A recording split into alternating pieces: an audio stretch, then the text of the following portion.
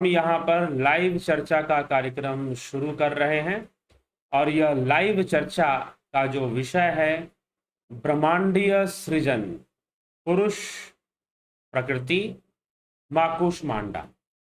तो इन विषयों पर आज हम चर्चा करेंगे। एक ही विषय है, ये अलग अलग विषय नहीं है, लेकिन ये सारे विषय इसमें कवर हो जाएंगे आज की चर्चा में कि ब्रह्मांडीय सृजन क्या है। माता कूष्मांडा आज चौथी देवी के रूप में चौथे दिन, नवरात्रों के चौथे दिन इनकी पूजा होती है। इनका आध्यात्मिक रहस्य क्या है, तो ये सारे विषयों पर चर्चा आज हम करेंगे।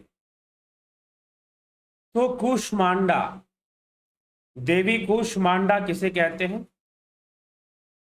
तो मां कूष्मांडा, कू शब्द का अर्थ होता है कू, ईश और ईशम और अंड। कू, ईशम, अंड, कूष्मांडा ऐसे बना है। इन तीन चीजों के संधि से बना है। तो कू का अर्थ होता है अति सूक्ष्म। कूष्मांडा में कू का अर्थ होता है अति सूक्ष्म। और ईश, वह ईश अर्थात वह ईश्वर, वह चैतन्य, ईश्वर चेतना है, ईश्वर चैतन्य है। तो वह परम चैतन्य जो ईश्वर है वह बड़ा ही सूक्ष्म है, वह अति सूक्ष्म है। तो कू शब्द का अर्थ होता है सूक्ष्म। ईश मतलब चैतन्य, ईश्वर, और अंड, साथ में मांडा अर्थात अंड शब्द जुड़ा हुआ है। अंड मतलब यह ब्रह्मांड, अर्थात यह संपूर्ण ब्रह्मांड जो है सूक्ष्म चेतना से ही बना है, ब्रह्म चेतना से बना है। ठीक। तो अब अंड भी है। अब यहां पर एक और कॉन्सेप्ट है कि एक है अंड और एक है ईश। अर्थात अंड जो है यहां पर प्रकृति है, जड़ है, और जो ईश है वह चेतन है। तो जड़ चेतन से भी सृजन हुआ है, सृजन हुआ है। तो यद्यपि ब्रह्म से ही सब सृजन माना जाता है, चेतना से ही सब सृजन माना जाता है, जड़ और चेतन को भी ब्रह्म का ही पुत्र माना गया है। दो संतानें, अथर्व वेद में दो संतानें बताई गई हैं कि ब्रह्म, जड़ और चेतन जो है वह दो संतानें हैं। किसकी दो संतानें हैं? ब्रह्म, जड़ और चेतन, ब्रह्म की। तो इनसे सृष्टि, अर्थात वह ब्रह्म का ही रूप है, ब्रह्म ही जड़ के रूप में, ब्रह्म ही चेतन के रूप में है। यह तो इंद्रियों का दोष है कि हम जड़ और चेतन को अलग अलग समझते हैं। तो माता कूष्मांडा का जो रूप है और माता कूष्मांडा का जो नाम है वह सृजन हेतु है, सृजन हेतु है। अर्थात देवी कूष्मांडा के द्वारा सृजन कार्य संपन्न होता है। वह सृजन की देवी है, सृजन करती है। तो देवी कूष्मांडा सृजन की देवी है और सृजन करती है, सृष्टि करती है। तो कहते हैं कि देवी ने हंसते हंसते ही यह सृष्टि सारी कर दी। जब संपूर्ण संसार अंधकारमय हो गया तो देवी ने हंसते हंसते इस ब्रह्मांड की रचना कर दी। ठीक, ऐसे वर्णन कथाओं में कूष्मांडा के बारे में आता है। माता कूष्मांडा की इस प्रकार से चर्चा होती है। वो सृजन की देवी है, वह सृष्टि की देवी है। तो अब एक योगी, एक साधक, वह भी सृजन करता है, एक योगी भी सृजन करता है। तो कैसे करता है? अपनी चेतना की शक्ति से करता है, अपने विकसित चेतना से करता है, योग बल से करता है। तो जैसे कि एक योगी की यात्रा है, प्रथम दिवस शैलपुत्री, अर्थात शैल के समान, पर्वत के समान तुम्हारा दृढ़ विश्वास और तुम्हारे अंदर योग के प्रति, योग साधना हेतु, ध्यान योग के साधना हेतु तुम्हारे अंदर एक दृढ़ विश्वास होना चाहिए। ठीक है, एक दृढ़ विश्वास होना चाहिए और एक दृढ़ता होनी चाहिए। तो वह शैलपुत्री, तो पहले तो एक शैलपुत्री जैसी हमारी दृढ़ता हो, और फिर ब्रह्मचारिणी, देवी ब्रह्मचारिणी का जो रूप है, जो स्वरूप है, कि समता की स्थापना, मन के अंदर समभाव हो, सुख दुखे समय कृत्वा लाभा लाभो जया जयो। लाभा लाभो जया जयो, तो लाभ हानि जय पराजय में सम रहे वही तो ब्रह्मचर्य का पालन कर पाएगा। और फिर क्या है, ब्रह्मचारिणी देवी, ब्रह्मचारिणी के बाद माता चंद्रघंटा। चंद्रघंटा ध्यान योग का प्रतीक है, साधना का, नाद ध्यान का, चंद्र मन का और घंटा नाद का। और फिर जब कोई योगी नाद ध्यान करता है तो उसकी चेतना का विकास हो जाता है, उसकी चेतना का विस्तार हो जाता है।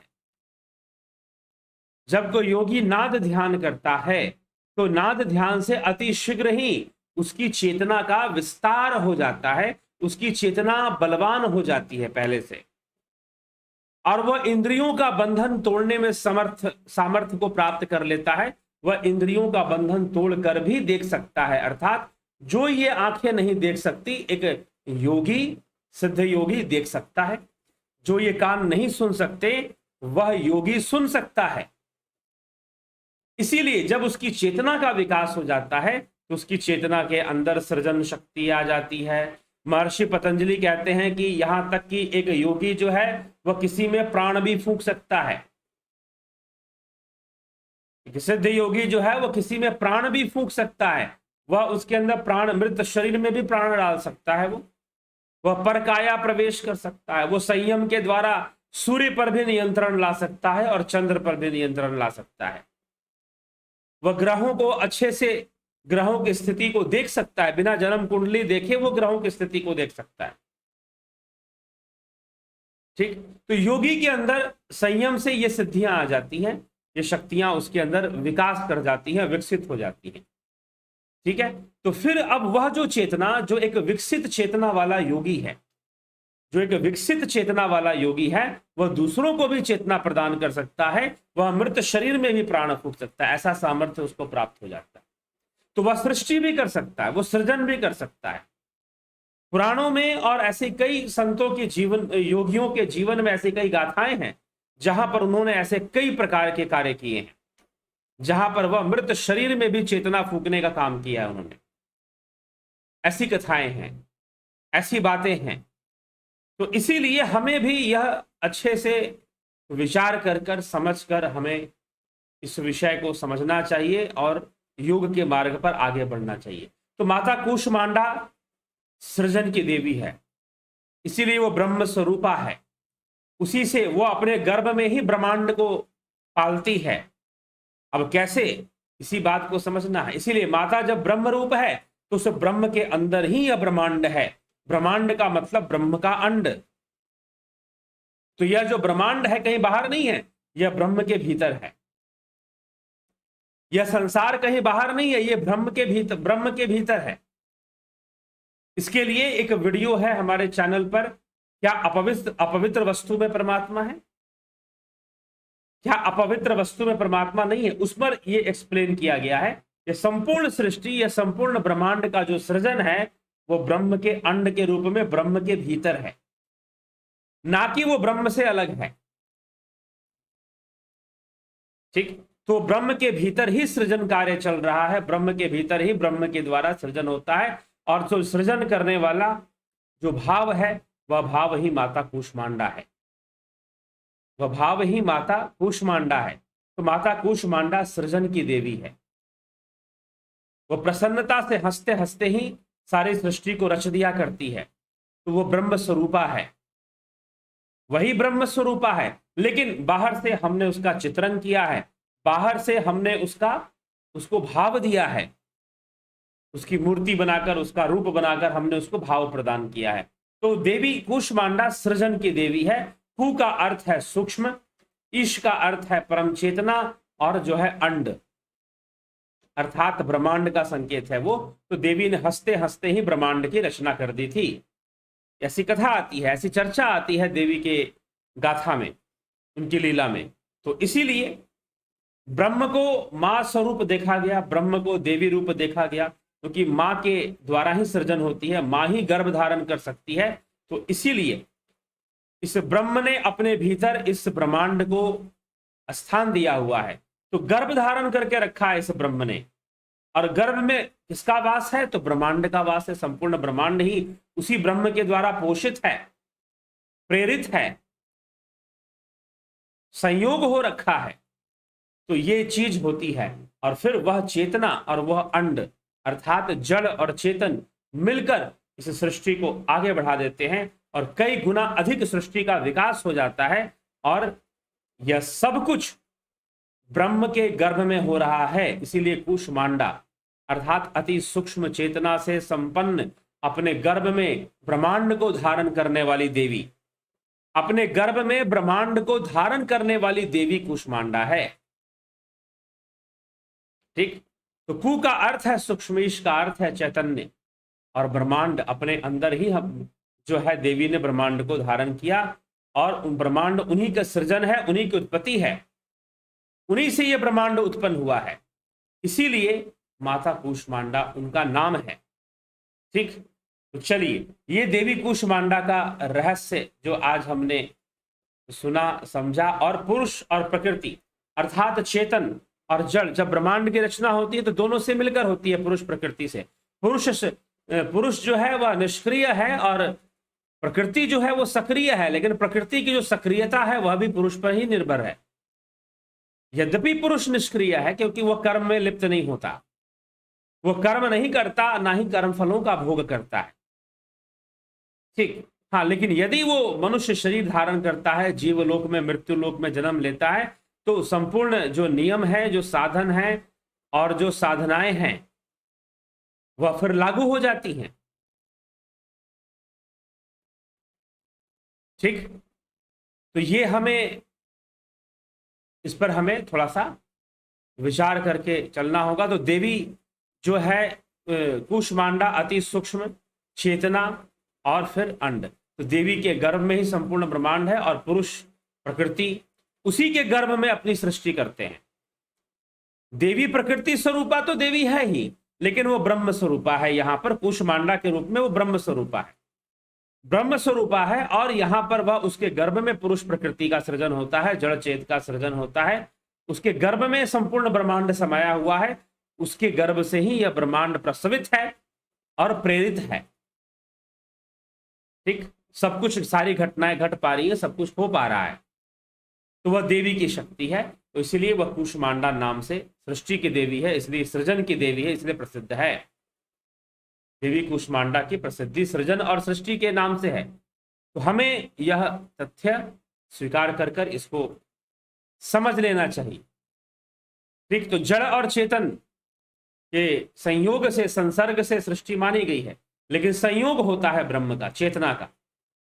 तो चेतना का संयोग तो यहां भी है, तो जड़ चेतन से यह सृष्टि मानी गई है, तो वो संपूर्ण सृष्टि माता के गर्भ में ही होती है।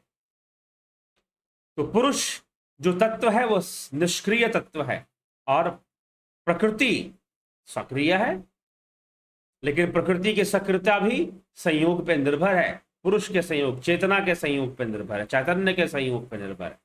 ठीक है जिज्ञासु, तो ये सारी चीजें देवी कूष्मांडा के आध्यात्मिक रहस्य से संबंधित थी, और इसी से ब्रह्मांडीय सृजन का रहस्य भी बताया गया है, पुरुष प्रकृति का रहस्य भी बताया गया, अर्थात सृजन को एक भाव देकर उसे देवी का रूप दिया गया है, और उस देवी का नाम कूष्मांडा है। ठीक, तो ये बात हमें इस प्रकार से समझनी चाहिए और इस पर अमल करना चाहिए। चलिए आगे देखते हैं आपकी टिप्पणियां क्या कहती हैं, क्या आप प्रश्न करते हैं। विक्रम सिंह जी बहुत अभिनंदन है। AK भट्ट जी प्रणाम गुरु जी, घट में आपने विस्तार से विष्णु शिव ब्रह्मा देवी अन्नपूर्णिमा जी मन आदि का स्थान बताए, किंतु नवरात्रि में पूजन तो माँ के 9 रूपों का करते हैं, तो क्या घट का प्रथम पूजन होना चाहिए? जी हाँ, घट का ही प्रथम पूजन होता है। ठीक है, देवी के जो 9 रूप हैं वो घट के मध्य भाग में माने गए हैं। ठीक, तो यह विषय है। घट की स्थापना पहले होती है, घट में पहले पूजन किया जाता है, ये बात भी सत्य है। यदि प्रथम पूजनीय गणपति जी हैं, लेकिन घट में पहला पूजन किया जाता है। अभिनी प्रधान जी अभिनंदन है। जगत नारायण जी, बिमला शाह जी, ब्रह्मपाल कुमार जी, राजू पाल, हरिओम दशरथ, बलदाऊनाथ योगी, रमेश पेशवानी, केदार बासनेट, रूपलाल विश्वकर्मा, केदार बासनेट जी, ओम तत्सत, स्मृति रस्तोगी, सविता नायक, कन्हई कुमार जी, राम निवास मीना, अर्जन चौहान, एमआरसी वीना, गणेश पवार, योगेंद्र पंडित, ग्यावली शर्मा, विपिन कुमार। संकोच किसे कहते हैं, किस कारण आता है, बताने की कृपा करें। इसके पीछे संकोच किस कारण से आता है, संकोच क्या होता है। संकोच एक प्रकार का संशय ही है, ठीक है, एक प्रकार का संकुचित विचारधारा के कारण हम संकोच में आ जाते हैं। तो संकोच ना करके हमें अपनी संशय को दूर करना चाहिए। पूजा बर्थवाल जी, रुचि प्रणाम चरणों में। खुद का बोध होने के बाद क्या सदा ज्ञान का बोध रहेगा कि जन्म ले या ना ले, और जन्म के बाद भी ज्ञान का बोध सदा रहता है? जी हाँ, ज्ञानी व्यक्ति को रहता है, योगी व्यक्ति को रहता है, ठीक है। तो योगी को ज्ञान हो जाने के बाद भी कुछ कर्म संस्कारों के बने रहने के कारण उसे बार बार जन्म, उसको भी दोबारा जन्म लेना पड़ सकता है और लेना पड़ता है, क्योंकि जब तक उसके कर्म संस्कार हैं, ठीक, हाँ, उसके कर्म संस्कार बहुत तेजी से खत्म हो जाएंगे, यह भी सत्य है। तो सदा ज्ञान का बोध रहेगा? जी हाँ, बिल्कुल रहेगा सदा ज्ञान का बोध। जब आप एक बार जान लोगे तो उसका ज्ञान का बोध तो रहेगा ही रहेगा, नहीं रहने का प्रश्न नहीं उठता, ठीक। सभी देवियों का रूप व्यान रूप में शरीर में है, तो क्या माँ की साधना से वो प्रत्यक्ष रूप में भी दर्शन या आशीर्वाद देती हैं? जी हाँ, दे सकती हैं, बिल्कुल दे सकती हैं, और देती भी हैं। जो लोग सच्ची भावना और विश्वास के साथ, आपके पास पूरा विश्वास हो कि हाँ ऐसी शक्ति है। Bharat Chhablani ji, Uday Shankar ji, Usha Srivastava ji, Kuldeep Singh ji, Jalaram Raika ji, Sandeep Arora ji, Premchand ji, Chandreshwar Pandey ji, Somnath Shinde, IJ Malhotra. You approach is very pragmatic, convincing and bring awakening and give encouragement. Thanks, ठीक है, बहुत बहुत अभिनंदन मल्होत्रा जी। गौतम दास, हरिओम तत्सत। गौतम दास जी, बहुत बहुत अभिनंदन है आपका। तो आप सभी का बहुत बहुत अभिनंदन है, और इस कार्यक्रम में, और कल से ध्यान योग का कोर्स शुरू होगा। 11 अक्टूबर से ध्यान योग का कोर्स भी शुरू हो रहा है, तो आप निश्चय ही ध्यान योग का कोर्स ज्वाइन करके पूरा पूरा लाभ उठाइए। कई लोगों ने ज्वाइन कर लिया है, लेकिन फिर भी अभी 2 दिनों तक आप और ज्वाइन कर सकते हैं, अर्थात कल भी ज्वाइन कर सकते हैं, परसों भी ज्वाइन कर सकते हैं। और जो लोग भी ज्वाइन करेंगे उनको डिटेल्स दिया जाता है कि आप जो भी पेमेंट है, जो फी है कोर्स का, वो जमा करने के बाद उसका स्लिप शेयर करेंगे और अपना डिटेल्स विद फोटोग्राफ शेयर करेंगे। ये आप सुन लीजिए, अपना डिटेल्स विद फोटोग्राफ, आपकी फोटो भी होनी चाहिए और आपका डिटेल्स भी होना चाहिए, ठीक है। तो आप अगर मान लीजिए किसी और के लिए ज्वाइन कर रहे हैं, आप ज्वाइन कर रहे हैं किसी और व्यक्ति के लिए, अपने दादाजी के लिए कर रहे हैं, तो फिर आप बताइए कि हाँ आप अपने दादाजी के लिए ज्वाइन करवा रहे हैं, तो दादाजी की फोटो भेजेंगे आप, ठीक है। नहीं तो आप अपने नाम से ज्वाइन कर रहे हैं और छुपाने की कोशिश कर रहे हैं, तो वो ठीक बात नहीं, वो ठीक बात नहीं है। तो इसीलिए पहले ये कंपलसरी नहीं था, जो लोग ध्यान योग का कोर्स करते हैं या ज्वाइन करते हैं उन्हें अपनी फोटो शेयर करनी पड़ती है। क्यों शेयर करनी पड़ती है? क्योंकि आपका चेहरा ही एक नेचुरल आईडी है अपने आप में, और इसीलिए यह शेयर करनी पड़ती है कि हमें पता हो कि फलाना व्यक्ति जो है इस कोर्स को ज्वाइन कर रहा है। नहीं तो ऐसे लोग भी हैं, पीछे ऐसी घटनाएं घट चुकी हैं कि लोग अपने बारे में पूरे बात, हमारे बारे में सब जानना चाहते हैं। देखिए लोगों के साथ विडंबना क्या है, कई लोग कई तरह के प्रश्न मुझसे करते हैं, यद्यपि मतलब तो ज्ञान सही रखो तो बढ़िया है, लेकिन वो सब कुछ जानना चाहते हैं, लेकिन जब अपनी बारी आती है तो फिर छुपाने की कोशिश करते हैं, ठीक है। सब व्यक्ति ऐसे नहीं है, कुछ लोग ऐसे मिल आ जाते हैं, तो इसलिए मैं उनके लिए कह रहा हूं। तो अगर आप कोर्स ज्वाइन करना चाहते हैं तो आपको अपना डिटेल और अपना फोटो एक प्रोड्यूस करना ही पड़ेगा, या लेना आप हमारी मर्जी, और पहले हम नहीं लेते थे, लेकिन कुछ घटनाएं ऐसी घटी जिस कारण से अब यह लेना बहुत जरूरी हो गया है कि जो भी कोर्स ज्वाइन करेंगे वो अपने फोटो आईडी या फिर फोटो जरूर जरूर शेयर करेंगे। सिंपल सा फोटो, कोई आपका कोई फैशन शो में थोड़ी ना जाना है तो एक ने कह दिया, एक भाई साहब ने कहा कि हमारी फोटो अच्छी नहीं आती है, हमारी फोटो अच्छी नहीं आती है इसलिए हम आपको अपनी फोटो नहीं भेजेंगे। अरे भाई, कोई प्रदर्शनी में थोड़ी ना तुम्हारा फोटो लगाना है, एक रिकॉर्ड के लिए चाहिए कि आपने यह कोर्स ज्वाइन किया है, तो उस रिकॉर्ड रहेगा कि हाँ इस व्यक्ति ने, इस चेहरे के व्यक्ति ने, इस नाम के व्यक्ति ने ज्वाइन किया। ठीक है, तो बस ये आपको, इस बात को आपको थोड़ा सा गौर करिए और फोटो देने में हिचकिचाइए मत, और सिंपल सी एक फोटो दे देनी है, कोई मेकअप करके बहुत वो थोड़ी ना फोटो देना है। तो खैर सब लोग दे देते हैं, ऐसी बात नहीं है, लेकिन कुछ लोग मिल जाते हैं ऐसे जो कहते हैं कि नहीं हम फोटो नहीं देंगे, तो उनके लिए फिर जो है संभवतः उस कोर्स में भी कुछ कमियां आ सकती हैं। ठीक है, तो ये चीज है, तो इसीलिए फोटो कोई बहुत बड़ी चीज नहीं है, आप दीजिए। ये जो फोटो मांगी जा रही है कोई प्रदर्शनी के लिए नहीं मांगी जा रही है, यह तो बस एक रिकॉर्ड के लिए मांगी जा रही है कि फलाने व्यक्ति ने कोर्स किया है। ठीक, नहीं तो पीछे हम पहले भी कई बार बोल चुका हूं कि ऐसे लोग भी आ चुके हैं कि जिन्होंने कोर्स ज्वाइन कर लिया, पेमेंट किया, और कोर्स करने के बाद मुझसे दोबारा कहने लगे अरे भाई ये तो मैं सब जानता हूं, मुझे वापस कर दो। ठीक है, और सिर्फ वापस नहीं अपने पैसे नहीं वापस मांगे, यहां तक कि बदतमीजी भी की, ऐसे भी लोग हैं। तो इसीलिए आपका फोटो अनिवार्य है। ठीक है, आप अपना फोटो आईडी और फोटो जो है आप अनिवार्य है, आपको अपना पूरे पहचान के साथ आप आएंगे तभी यह कोर्स आप कर पाएंगे।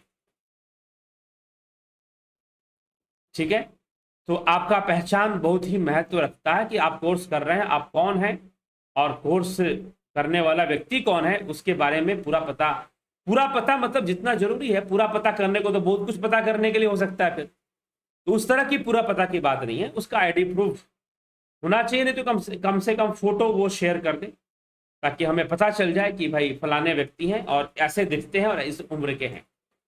क्योंकि ऐसे लोग हैं जिन्होंने बहुत गलत तरीके से कुछ, एक ज्यादा नहीं है ऐसा नहीं कहूंगा, मात्र मान लीजिए कि 1 से 2% ऐसे लोग मिले जो कि अपने मन से साफ नहीं, अपने विचारधारा से स्पष्ट नहीं, और कभी भी हमेशा बचते रहे।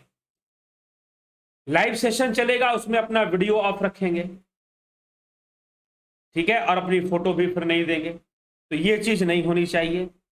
ठीक, तो इसलिए इस पर थोड़ा सा गौर करेंगे, ध्यान करेंगे। आप ही का विकास है इसमें, जो लोग ज्वाइन करते हैं उनका ही विकास है। अगर आप अपनी आईडी या फिर अपनी फोटो नहीं देते हैं या अपनी डिटेल्स नहीं देते हैं, हो सकता है कि आपके कोर्स को ज्वाइन करवाने में दिक्कत आए और सारी चीजों का आप लाभ सही से ना उठा पाए।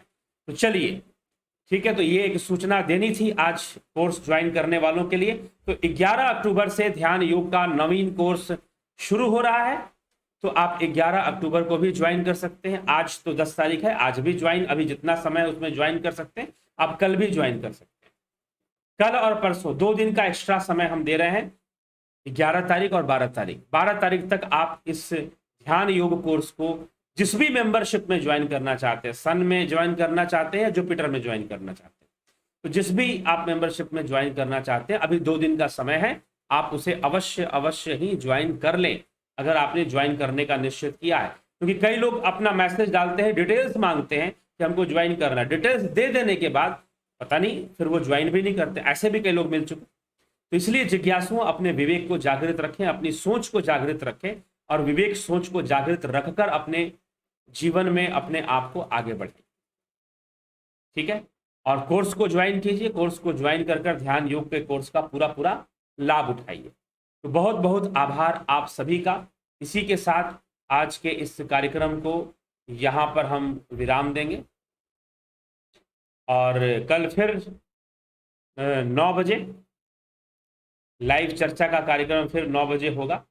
तो आप जरूर कल 9 बजे फिर से इस जो माता है, स्कंद माता और पंचम देवी के नाम से जो प्रसिद्ध है, उन देवी की भी चर्चा होगी और दूसरे आध्यात्मिक विषयों पर भी चर्चा अवश्य होगी।